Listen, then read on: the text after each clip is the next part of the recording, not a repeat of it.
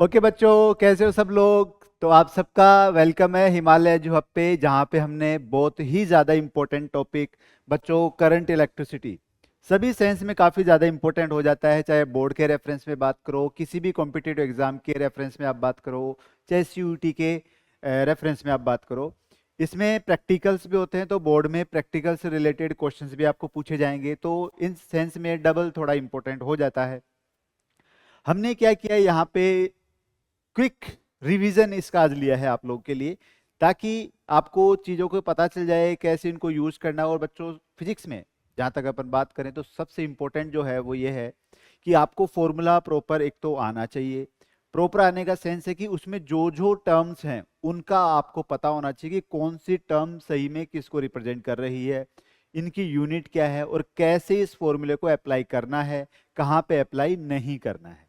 अगर ये छोटी छोटी बातें अपने को पता होंगी और एक पूरा ब्रीफ हम अभी कर ही लेंगे, तो काफ़ी कुछ जो है हमारे ये पूरा चैप्टर जो है कंप्लीट कवर हो जाएगा। और सबसे इम्पोर्टेंट आप भी लोग जानते हो, किसी भी कॉम्पिटिटिव या किसी भी तरीके के एग्जाम के से पहले अगर आपका प्रॉपर रिवीजन हो रहा होता है या हो चुका होता है, तो वो काफ़ी हम में कॉन्फिडेंस बिल्डअप करता है। तो टाइमली हमको जो है इसको कवर करना है, ठीक है। तो without wasting a single moment let's start. तो हमने क्या किया बच्चों, इनके बाइफर्केशन किए हैं टॉपिक बाय टॉपिक, ठीक है। और काफ़ी इंपॉर्टेंट है, इतना आसान नहीं है इसको बहुत कम टाइम में करना। तो जैसे करंट इलेक्ट्रिसिटी में सबसे पहला जो टॉपिक अपने आता है वो बच्चों आता है इलेक्ट्रिक करंट के बारे में। Electric current, then flow of electric charges in the metallic conductor, क्या होगा क्या नहीं होगा। अब हम सबको पता है कि किसी भी मेटल के अंदर कोई भी बच्चों चार्ज होगा वो Q इज इक्वल टू क्या होगा, प्लस माइनस एन ई। यहाँ पे ई जो है चार्ज ऑफ प्रोटॉन आप बोल सकते हो। तो टोटल चार्ज इस तरीके से लिया जाता है। अब जैसे करंट की बच्चों हम बात करें तो करंट हम सब लोग जानते हैं आई होता है Q डिवाइडेड बाई टी, ठीक है। अब जैसे इसमें कैसे कैसे क्वेश्चन आ सकता है, एक तो बच्चों आपको एवरेज करंट पूछ सकता है। अब सर एवरेज करंट कैसे पूछेगा, total charge divided by total time interval. अब टोटल चार्ज का सर मतलब क्या है कि मान लो कोई वायर है तो इसके क्रॉस सेक्शन एरिया में से, इस पर्टिकुलर क्रॉस सेक्शन एरिया में से डेल्टा टी टाइम में कितना टोटल चार्ज जो है वो क्रॉस किया है, वो अगर हम बता पाएंगे, ठीक है, तो हम एवरेज करंट निकाल पा लेंगे या निकाल लेंगे। ये होता है अपने पास एवरेज करंट। और बच्चों कभी कभी आपको क्या देगा वो, चार्ज की हो सकता है इक्वेशन बना के दे, charge is the function of time, किसी क्रॉस सेक्शन एरिया से जा रहा है। उस वाले केस में आपको इंस्टेंटेनियस करंट पूछेगा। आई इंस्टेंटेनियस हम कैसे निकालेंगे अब उस वाले केस में, तो आपको बच्चों कुछ नहीं करना है, आपको विद रेस्पेक्ट टू टाइम इसका डिफरेंशिएशन कर देना है। ये कैसे हो सकता है, जैसे मान लो आपको दिया हो 3t² कूलम और आपसे पूछा हो कि t इज इक्वल टू बचाओ 1 सेकेंड पे कितना करंट फ्लो कर रहा है, तो आप क्या करोगे, इसमें रखोगे तो आप dq/dt, ठीक है। तो q मतलब 3t² रखोगे यहाँ पे। इसका बच्चों डिफरेंशिएशन करते हैं तो हम सबको पता है 3 बाहर है तो ये कितना आ जाएगा, 60 आ जाएगा। तो करंट किसी भी टाइम t पर कितना है, 60। तो 1 सेकेंड पे कितना हो जाएगा, तो 1 सेकेंड पे आप क्या करोगे, t की जगह 1 रख दोगे, 6 एम्पियर। इस टाइप के क्वेश्चन आपको देखने को मिलेंगे। और इसमें क्या हो सकता है, और बच्चों हम ये जानते हैं कि जो I है उसको आपने लिखा है dq/dt। तो मान लो ये चार्ज और टाइम का मान लो बच्चों कोई ग्राफ है मान लो ऐसे, तो इसका जो स्लोप होगा, क्या होगा बच्चों, स्लोप होगा, वो स्लोप आपको क्या देगा, सीधे सीधे करंट दे देगा। अच्छा सर और क्या हो सकता है, और बच्चों हो सकता है कि मान लो dq इज इक्वल टू, मैं इसको i dt लिख सकता हूं क्या, ये dt को इधर ले जाएं। अगर बच्चों मैं इसको इंटीग्रेट कर दूं तो आपको मान लो करंट और टाइम का कोई ग्राफ दे रखा है, तो उसका एरिया आपको क्या देगा बच्चों, चार्ज देगा। उसका एरिया क्या देगा आपको, चार्ज देगा। तो इस फॉर्मूला से, इस इंटीग्रेशन से हम वो निकाल पाएंगे। अब बच्चों फ्लो ऑफ इलेक्ट्रिक चार्ज कहां से कहां होता है, तो हम सबको पता होना चाहिए कि अगर हम कोई सर्किट बनाते हैं, जैसे ये मान लो हमने एक सर्किट बनाया बच्चों, ये बैटरी है, ये मान लो कोई रेसिस्टेंस है, तो करंट हमेशा हाई पोटेंशियल से लो पोटेंशियल की तरफ जाता है, ये current outside the battery, inside ये लो पोटेंशियल से हाई पोटेंशियल तक जाता है। ठीक है, तो हमेशा जो कन्वेंशनल करंट की डायरेक्शन जो है वो along the direction of positive charge बोल सकते हो, या opposite to the direction of flow of electric, जो इलेक्ट्रॉन होता है उसके ऑपोजिट होता है। क्योंकि हमको सबको पता है कि जो मूविंग जो फ्री चार्ज है बच्चों वो इलेक्ट्रॉन ही होता है, तो इलेक्ट्रॉन के फ्लो के जस्ट ऑपोजिट डायरेक्शन में जो होता है वो आपके कन्वेंशनल डायरेक्शन ऑफ करंट होता है। ठीक है, अच्छा इसके बाद में क्या टॉपिक है, इसके बाद में है बच्चों topic drift velocity, mobility, relation with the, तो आप सबको पता होना चाहिए ड्रिफ्ट वेलोसिटी जो हम निकालते हैं वीडी, वो होता है बच्चों माइनस ई, और इसको हम निकालते हैं इससे V D is equal to U average plus A into T, और इसकी जगह बच्चों ये जो निकालते हैं हम क्यू ई, ठीक है, क्योंकि इलेक्ट्रिक फोर्स जो होता है वो होता है अपने पास charge of electron, electric field, ये फोर्स हो गया, इसको अपन लिख सकते हैं एम ए, तो ए क्या हो जाएगा E capital E divided by M. अब ये देखो माइनस होता है क्योंकि इलेक्ट्रिक फील्ड के ऑपोजिट डायरेक्शन में आपके इलेक्ट्रॉन फ्लो करेंगे क्योंकि उन पे नेगेटिव चार्ज होता है, इसलिए आप इसको माइनस लिख सकते हो अगर वेक्टर फॉर्म में लिखोगे। Small E charge of electron है, कैपिटल इलेक्ट्रिक फील्ड है, एम मास ऑफ इलेक्ट्रॉन है बच्चों, और ए यहाँ पे एक्सेलरेशन है। तो एवरेज वेलोसिटी तो इनकी क्या होती है बच्चों, जीरो होती है। रैंडम मोशन होता है तो एवरेज निकालेंगे तो जीरो आ जाता है, क्योंकि घूम फिर के वो वहीं आने वाला है। तो बच्चों ये हो जाएगी जीरो, तो ड्रिफ्ट वेलोसिटी अपने पास फॉर्मूला आ जाएगा, इसकी जगह रख देंगे वो ई कैपिटल ई एम, और यहाँ पे आ जाएगा टो बच्चों होता है बच्चों रिलैक्सेशन टाइम। क्या होता है यहाँ पे रिलैक्सेशन टाइम, तो माइनस केवल इस चीज को बता रहा है कि इलेक्ट्रॉन जो है इलेक्ट्रिक फील्ड के ऑपोजिट डायरेक्शन में जाएंगे। तो ड्रिफ्ट वेलोसिटी का वैसे फॉर्मूला देखेंगे तो E capital E M divided by tau है। ठीक है, तो ये फॉर्मूला अपने को पता होना चाहिए। फिर बच्चों एक आता है करंट डेंसिटी। करंट डेंसिटी कुछ भी नहीं है, एक अगर वायर है इसमें से अगर करंट जा रहा है आई, इसका क्रॉस सेक्शन एरिया बच्चों ए है, तो जो करंट डेंसिटी है जे उसको आई अपॉन ए से लिखते हैं, बस ये पता होना चाहिए। इसका डायमेंशनल फॉर्मूला, इसकी यूनिट हम लिख सकते हैं। अब देखो बच्चों इस जे में और आई में एक रिलेशन होता है, तो जे को कैसे लिखोगे आप, जे को लिखोगे आई, तो क्या लिखोगे यहाँ पे आई इज इक्वल टू, यहां पे आ जाएगा बच्चों N E A V D, निकाला जा सकता है बहुत आराम से। ये फॉर्मूला बहुत इंपॉर्टेंट है। ड्रिफ्ट वेलोसिटी दे रखी है, क्रॉस सेक्शन एरिया दे रखा है, इसको बोलते हैं बच्चों नंबर डेंसिटी, ये पता होना चाहिए नंबर डेंसिटी। अच्छा सर डेंसिटी का मतलब क्या, अरे डेंसिटी का मतलब है number of free electrons total divided by volume, ये फॉर्मूला होता है। तो ये बहुत ही इंपॉर्टेंट फॉर्मूला, काफी क्वेश्चंस के आंसर अपने को इससे मिले। ठीक है बच्चों, और मोबिलिटी की बात करें तो होता क्या है, जैसे मान लो ये इलेक्ट्रॉन है और अगर आपने इलेक्ट्रिक फील्ड इधर लगाया, तो पहले तो बच्चों रैंडम मोशन करते इसलिए एवरेज वेलोसिटी उनकी जीरो थी, लेकिन जब इलेक्ट्रिक फील्ड लगाओ तो इलेक्ट्रिक फील्ड के ऑपोजिट डायरेक्शन में इधर की तरफ वो भागेंगे ऐसे, तो एक पर्टिकुलर डायरेक्शन में ड्रिफ्ट हो जाएंगे in the opposite direction of electric field, इसीलिए इसको ड्रिफ्ट वेलोसिटी अपन बोल रहे थे, वो हमने निकाल भी ली यहाँ पे। अब इसमें क्या होता है मोबिलिटी, तो बच्चों मोबिलिटी को म्यू से लिखते हैं, और ये कुछ नहीं होता V D upon electric field. Acquired drift velocity per unit applied electric field, इसका रेशियो ही यहाँ पे क्या होता है बच्चों, मोबिलिटी से हम इसको रिप्रेजेंट करते हैं। तो ये रिलेशन था। अब बच्चों अगर ओम्स लॉ की हम लोग बात करें, ओम्स लॉ जो है हम सब लोग जानते हैं V is equal to I R होता है। अच्छा ये होता है बच्चों पोटेंशियल डिफरेंस, क्या होता है पोटेंशियल डिफरेंस होता है। अच्छा ये से बोलता है कि भाई अगर मान लो आप इसको ऐसे लिखोगे V अपॉन आई, ये से बोलता है कि V और I का अगर कोई ग्राफ होगा और वो स्ट्रेट लाइन है, तो इसका मतलब इसका जो स्लोप होगा टेन थीटा, वो किसको रिप्रेजेंट करेगा R को। तो आपने जो R है बच्चों ऐसे कांस्टेंट यहाँ पे आता है, अगर इसका स्लोप वेरी कर रहा है इसका मतलब सीधा सीधा R वेरी कर रहा है। अगर इसका मतलब ये हो गया कि ये लाइन थोड़ी भी गड़बड़ हुई यहाँ पर, तो ये थीटा आपका चेंज होगा, थीटा चेंज होगा तो R चेंज होगा, और R चेंज होते ही ओम्स लॉ वैलिड नहीं है। ओम्स लॉ तब वैलिड है जब आपने वायर का मटेरियल है ना, टेम्परेचर वगैरह सबको कांस्टेंट फिक्स रखा है, ठीक है, डायमेंशंस वगैरह को, तब जाके रेसिस्टेंस बेचारा कांस्टेंट हो पाता है, और तब जाके आप लिख सकते हो according to the Ohm's law ये equation V is proportional to I।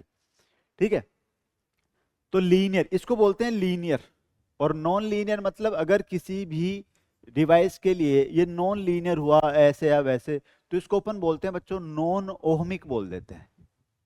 Non ohmic device, diode वगैरह जो होते हैं, ट्रांजिस्टर वगैरह, तो उनका जो ग्राफ है वो स्ट्रेट लाइन ना होके ऐसे होता है, तो उनको हम बोलते हैं नॉन ओमिक। नॉन ओमिक का बच्चों मतलब यह है जो ओम्स लॉ को फॉलो नहीं करते हैं। अब इलेक्ट्रिक एनर्जी की बात करें, पावर की बात करें, इलेक्ट्रिक रेसिस्टिविटी की बात करें और कंडक्टिविटी की बात करें, तो बच्चों इलेक्ट्रिक एनर्जी की हम बात करेंगे, लेकिन उससे पहले हम बात करेंगे पावर की। तो बच्चों पावर का जो फॉर्मूला होता है, पावर का जो फॉर्मूला होता है, अगर इससे पहले चलो इलेक्ट्रिक एनर्जी की बात करें, तो जैसे मान लो ये कोई रेसिस्टेंस है, इसमें आपने बैटरी लगाई ऐसे, और बच्चों इसमें चार्ज फ्लो कर रहा है इधर से उधर, इधर से उधर, तो वो हाई पोटेंशियल से लो पोटेंशियल पे गया। कौन गया? चार्ज गया बेचारा। तो उसकी पोटेंशियल में क्या होता है? डिक्रीमेंट होता है। पोटेंशियल में डिक्रीमेंट हो जाता है, और वो कितना होता है बच्चों? पोटेंशियल एनर्जी में जो डिक्रीमेंट होता है वो होता है minus I square R into T. अब बच्चों ये डिक्रीमेंट बेचारे पोटेंशियल एनर्जी में वो किस में कन्वर्ट हो जाता है? काइनेटिक एनर्जी में। भाई एनर्जी ऑलवेज कंजर्व, तो पोटेंशियल एनर्जी में डिक्रीमेंट होगा तो काइनेटिक एनर्जी में इंक्रीमेंट होगा। अब वो इंक्रीज्ड काइनेटिक एनर्जी के साथ वो पार्टिकल्स, इलेक्ट्रॉन्स कोलिजन करेंगे दूसरे से, तो उससे क्या वो हीट बनाएंगे। ठीक है, क्या बनाएंगे? हीट बनाएंगे। तो यहां से जो है ये पहले तो किस में कन्वर्ट होती है बच्चों? क्योंकि हम जानते हैं delta K plus delta U is equal to zero होता है, तो delta K change in kinetic minus delta U, तो माइनस ये और ये वाला minus I square R T. तो बच्चों ये क्या बन जाएगा? आई स्क्वायर आर टी, मतलब काइनेटिक एनर्जी में चेंज होता है कितना। और हम ये मानते हैं कि पूरा का पूरा हीट में जा रहा है, तो बच्चों फिर हीट का अपने पास फॉर्मूला क्या आ गया? हीट का फॉर्मूला का आई स्क्वायर आर टी, पहला फॉर्मूला तो ये आता है। अच्छा, हम जानते हैं v इज इक्वल टू बच्चों आई आर होता है, तो मैं चाहूं तो i को रिप्लेस कर सकता हूं। i को रिप्लेस कर सकता हूं मैं किससे? v बाई आर से। तो बच्चों यही फॉर्मूला क्या बन जाएगा? v की जगह रखो तो V square upon R into T से हो जाएगा। अच्छा भाई, कोई जरूरी थोड़ी है मैं इसको i से करूं, मैं r को भी तो रिप्लेस कर सकता हूं। तो r को मैं क्या रिप्लेस करूंगा? यहाँ से r को रिप्लेस करेंगे बच्चों v अपॉन आई से।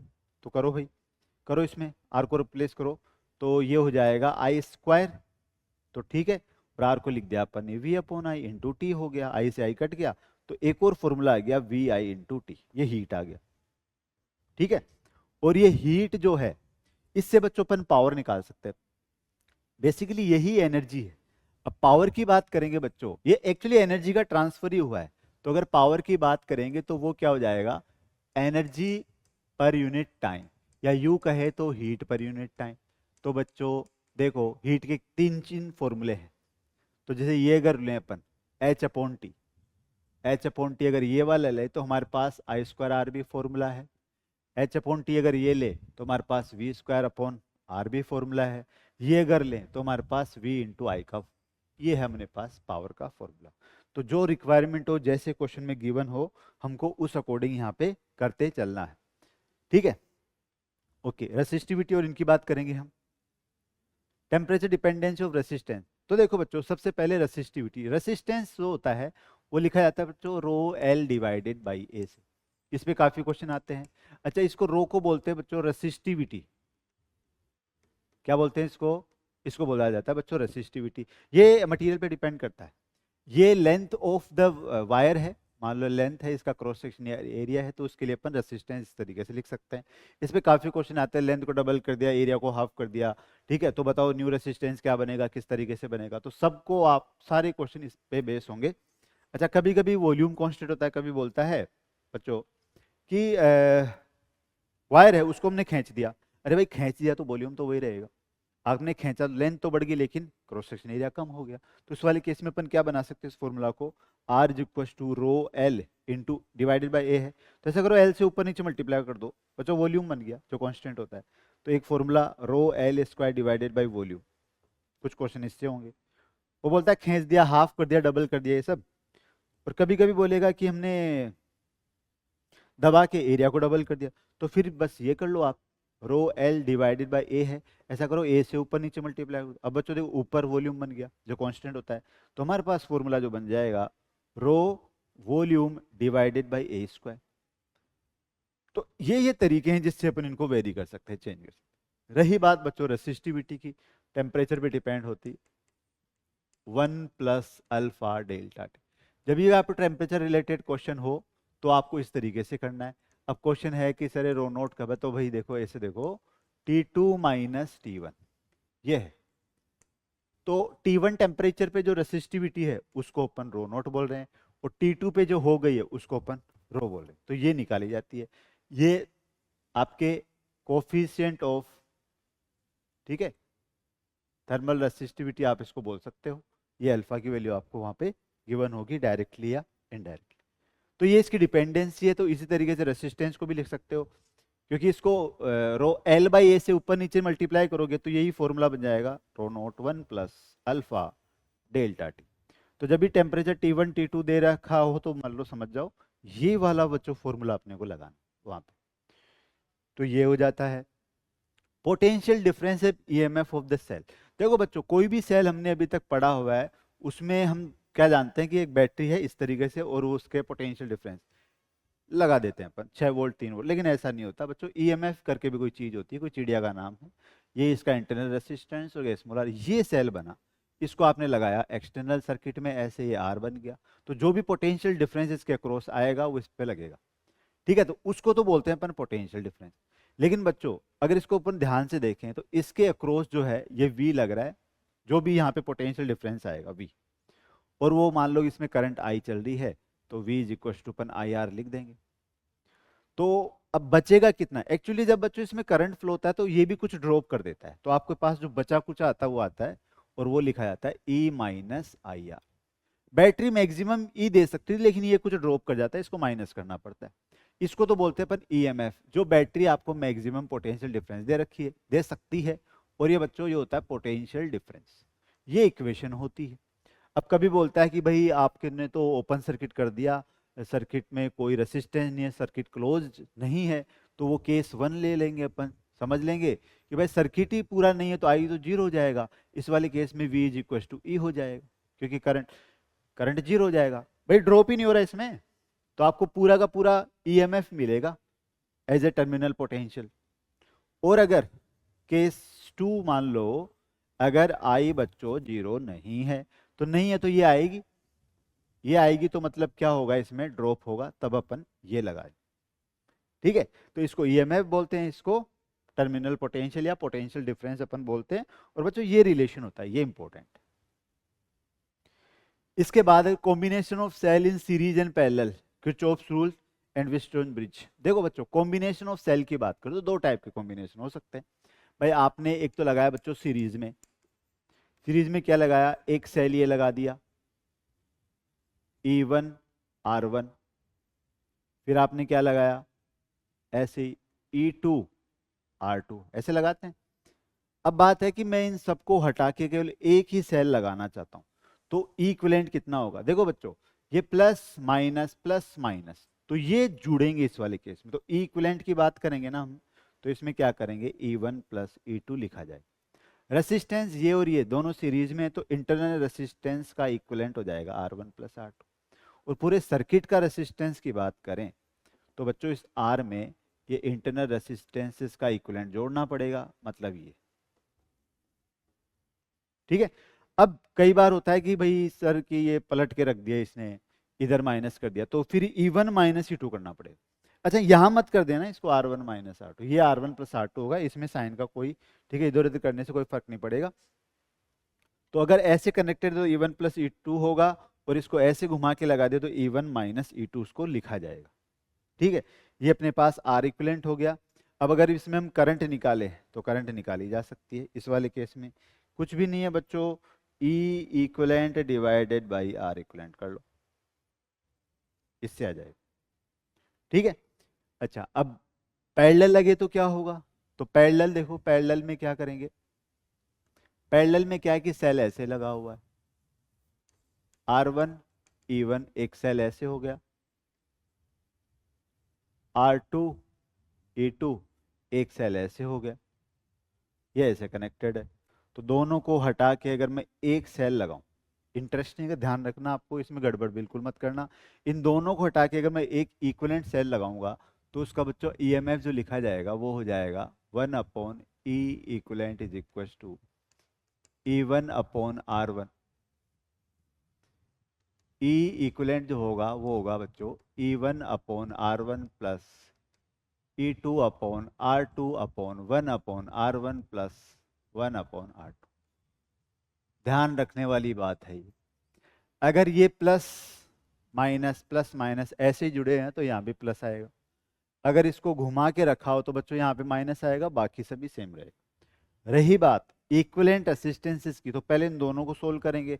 देख ही रहे हो तुम, पैरेलल में है, तो पैरेलल में आर इक्विवेलेंट क्या हो जाएगा अपने पास, R1 plus R2 upon R1 plus R2। इन दोनों को हटा के आपने एक लगा दिया। देखो अब सिचुएशन ये है, ये आर इक्विवेलेंट हो गया, ये बच्चों ई इक्विवेलेंट हो गया, ये बन गया, और ये हमने लगा दिया इसमें आर। इसकी जगह वो वहां से ये आ जाएगा, आर इक्विवेलेंट ये आएगा। सर्किट का आर इक्विवेलेंट कितना हो जाएगा, सर्किट का आर इक्विवेलेंट हो जाएगा कैपिटल आर में, क्योंकि ये सीरीज में हो गया, ये दोनों सीरीज में। तो आप क्या करोगे, प्लस आर इक्विवेलेंट। ये लो, करंट कैसे निकालेंगे, तो करंट देखो जैसे इसमें भी चल रहा है, तो वो हो जाएगा E equivalent divided by R equivalent. इसका तो वही तरीका है। ठीक है बच्चों, तो इस तरीके से अपन करेंगे। फिर आता है अपने बाद में इसमें किरचॉफ्स लॉ। तो किरचॉफ्स लॉ को हम कैसे डील करेंगे,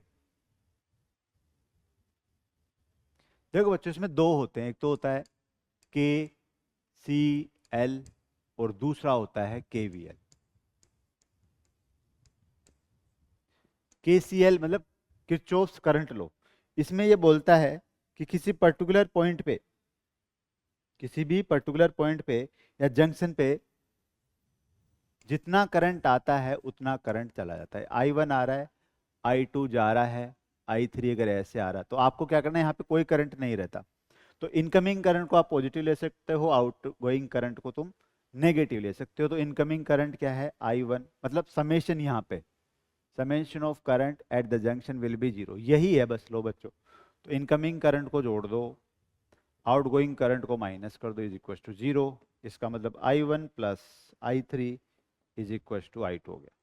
ये तो हम इससे करंट को डिवाइड कर सकते हैं। केवीएल है, इसने बोला है कि अगर आप कोई भी पोटेंशियल लगाते हो किसी भी बच्चों बैटरी से, ठीक है, तो जैसे मान लो ये R1 है, ये R2 है, तो जो भी पोटेंशियल लगाओगे यहाँ पे और यहाँ पे पूरा ड्रॉप होगा। यहाँ पे जो भी चले हो आप, वो यहाँ और यहाँ पे ड्रॉप हो जाएगा, V1 minus V2 is equal to 0। मतलब summation of potential drop in a loop must be और ऑलवेज बी 0। ये एनर्जी कंजर्वेशन पे बेस्ड है, जितनी एनर्जी दी है वो पूरी की पूरी यूज हो गई। ये बच्चों अपने चार्ज कंजर्वेशन पे बेस्ड, जितना चार्ज आएगा उतना यहाँ से निकल जाएगा, यहाँ कुछ नहीं बचेगा। ठीक है, तो ये इसने बोला जाता है। तो इसका मतलब V इज इक्वल टू क्या होता है, V1 प्लस V2।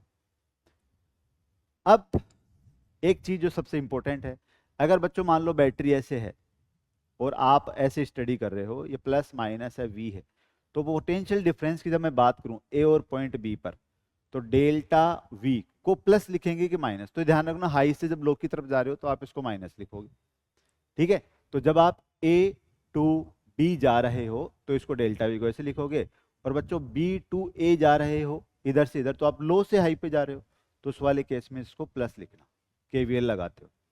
रेसिस्टेंस की अगर बात करें बच्चों, अगर करंट मान लो ऐसे जा रहा है और आप A और B, वही चीज कि इस वाले केस में मान लो अगर आप A टू B जा रहे हो, A टू B, तो पोटेंशियल डिफरेंस क्या होगा, आप देखो हाई से लो पोटेंशियल पे जा रहे हो, हाई से लो पे जा रहे हो तो स्टेप डाउन होगा, तो इसका मतलब माइनस आई आर।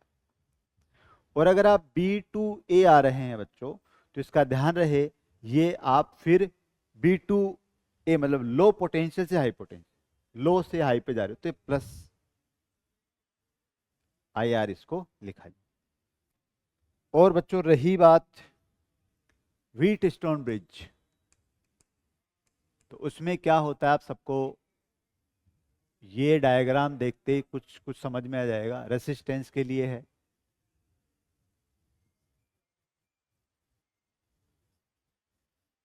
R1 है, R2 है, R3 है, R4 है, और ये एक और है मान लो, और यहाँ पे गैल्वेनोमीटर लगा रखा है आपने, R5 है। कनेक्शन ऐसे है बच्चों। तो इसमें क्या होता है, अगर अगर इफ इनका रेशियो मतलब R1 रेशियो R2 और R3 रेशियो R4, ज्यादातर क्वेश्चन में आपको देखने को मिलेगा। अगर ये है तो उस वाले केस में यहाँ और यहाँ पोटेंशियल सेम आ जाता है, तो इसमें कोई भी करंट नहीं जाती है। जब कोई भी करंट नहीं जाती तो इसको हम हटा सकते हैं, ये सीरीज में हो जाएगा, ये सीरीज में हो जाएगा, पैरेलल में आ जाएगा। इसको आर इक्विवेलेंट निकाल लेंगे, बैटरी का पोटेंशियल आपको दे रखा है, इससे करंट आ जाएगा, और करंट फिर कैसे के जाएगा वो आसानी से निकाला जा सकता है। तो इससे पहले पता नहीं चल रहा था सीरीज में है कि पैरेलल में, लेकिन जैसे ये कंडीशन फुलफिल होगी, बच्चों कंडीशन ऐसे भी लिख सकते हैं R/R3 is equal to R2/R4। कुछ भी ऐसा हो तो आप इसको हटा दो, फिर क्लियर हो जाएगा, दोनों सीरीज में पैरेलल में आर इक्विवेलेंट आ जाएगा। तो इसलिए करंट निकाल सकते हो और बहुत सारी चीजें भी निकाल सकते हो, इनमें कितना पोटेंशियल डिफरेंस हुआ है वो भी निकाल सकते हो। ठीक है, तो इस तरीके से जो है हम चीजों को समझते चल सकते हैं, और कौन किसको रिप्रेजेंट कर रहा है, कैसे क्या कर रहा है, फॉर्मूला क्या होता है, कैसे यूज करता है, क्वेश्चन कैसे बनता है। ठीक है, तो इस तरीके से जो है आप अगर कम टाइम में पूरा प्रॉपर रिवीजन कर पाएंगे तो एक डिफरेंट तरीके का कॉन्सेप्ट, एक कॉन्फिडेंस भी आता है, और कॉन्फिडेंस के बल पे बहुत सारी चीज़ें अचीव की जा सकती है। तो बच्चों ये था हमारा आज का सबसे जो इम्पोर्टेंट चैप्टर आप बोल सकते हो, करंट इलेक्ट्रिसिटी, उसका क्विक रीजन। होपफुली आपको काफ़ी हेल्प मिलेगी इसके। ओके, तो this is for today, see you in the next class. Okay बच्चों, गुड बाय।